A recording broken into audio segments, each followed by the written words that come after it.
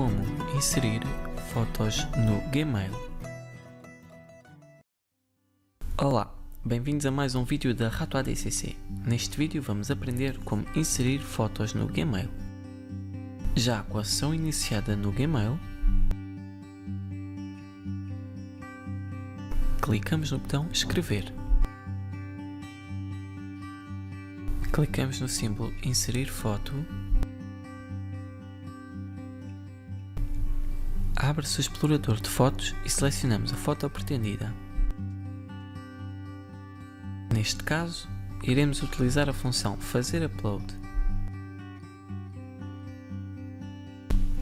Clicamos no botão Escolher fotos para fazer upload.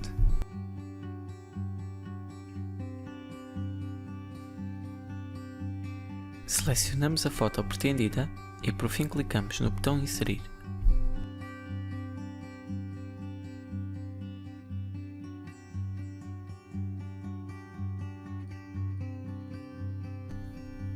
Como podemos ver, a foto foi adicionada à mensagem. Espero que tenham gostado.